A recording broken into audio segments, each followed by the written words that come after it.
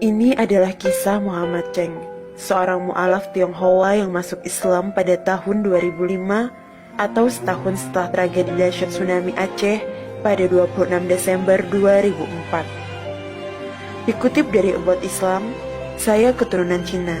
Keluarga saya telah tinggal di Aceh selama 3 generasi. Kami adalah pedagang. Nenek moyang saya datang ke bagian yang sangat islami di Asia Tenggara ini untuk berdagang. Mereka tetap tinggal karena mereka menemukan lingkungan yang kondusif. Para penguasa adil, ramah, dan tidak mengganggu kita.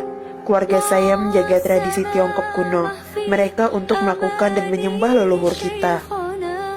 Dan saya melakukan hal yang sama. Sebelum saya membuka toko saya biasanya memberikan persembahan kepada altar nenek moyang kita.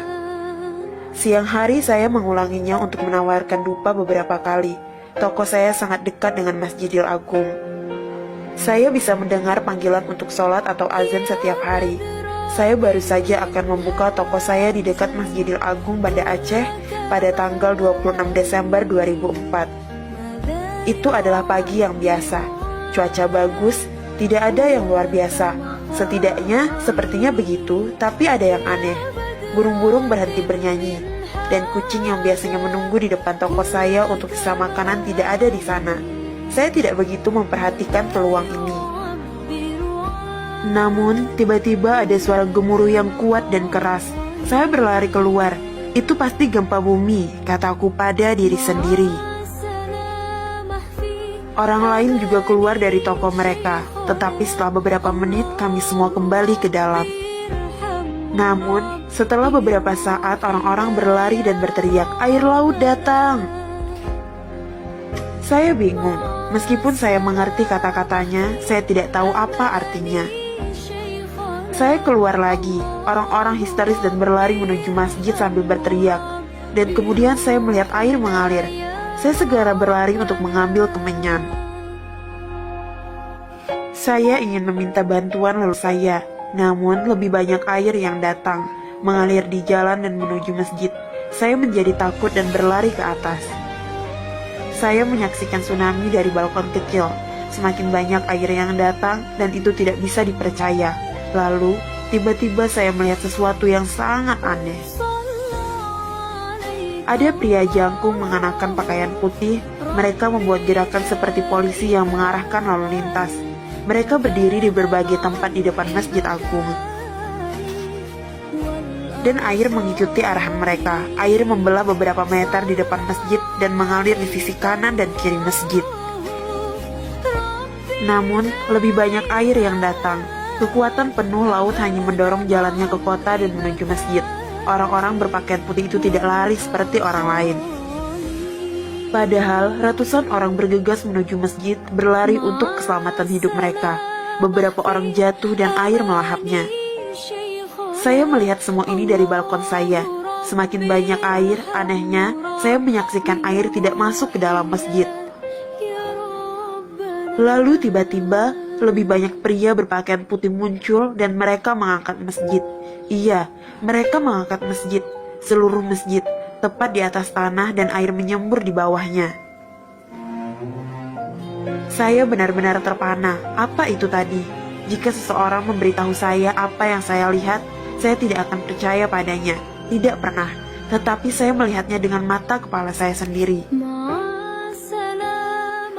Tuhan betul-betul melindungi masjid ini, kataku dalam hati lagi dan lagi.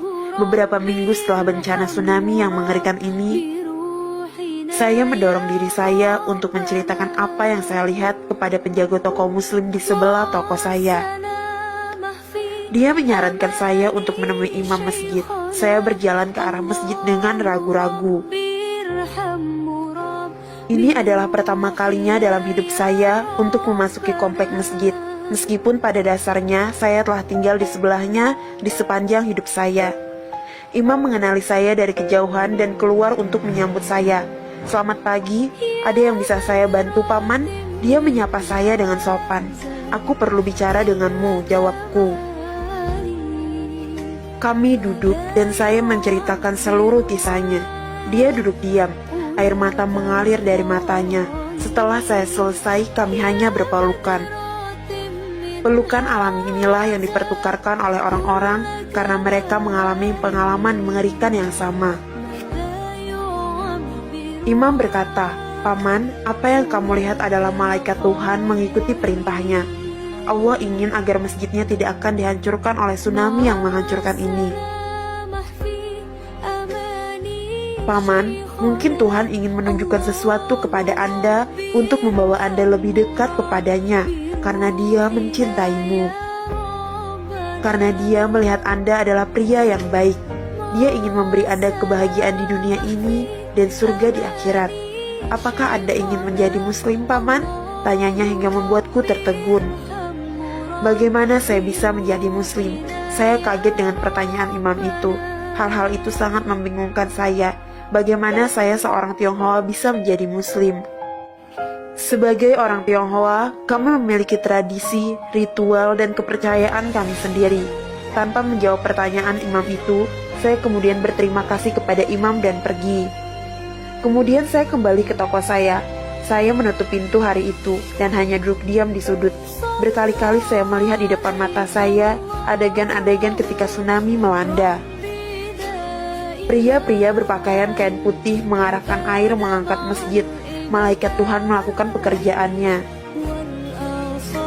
Dan saya diizinkan untuk menyaksikannya. Saya tidak membuka toko saya selama 2 hari. Saya hanya duduk di sana dan merenung. Pada hari ketiga, ada seseorang mengetuk pintu. Dia adalah imam masjid yang mencari saya. Dia khawatir karena dia melihat toko saya tutup selama 3 hari, dan itu belum pernah terjadi sebelumnya. "Saya sedang berpikir, Imam," ujarku. "Saya pikir kamu benar. Tuhan memberi saya tanda, bahkan pertanda besar. Saya seharusnya tidak menjadi bodoh sekarang dan lupakan saja. Bisakah Anda memberitahu saya cara menjadi seorang muslim?" tanya saya. Imam tersenyum sambil berkata, "Paman, sangat mudah. Kamu hanya perlu melafalkan kata-kata ini." Dan dia menunjukkan selembar kertas. Saya melafalkan 2 kalimat syahadat. Asyhadu alla ilaha illallah wa asyhadu anna Muhammadar Rasulullah. Dan seolah-olah cahaya toko memenuhi toko saya. Sejak hari itu, imam datang setiap hari untuk mengajari saya tentang Islam. Dia menunjukkan saya bagaimana cara berdoa dan membaca Al-Quran. Dan setelah saya bisa sholat, saya juga ikut sholat di Masjidil Agung. Dan itu adalah salah satu hal terindah dalam hidup saya. Alhamdulillah. Sahabat belajar Islam, semoga cerita ini bermanfaat. Wassalamualaikum warahmatullahi wabarakatuh.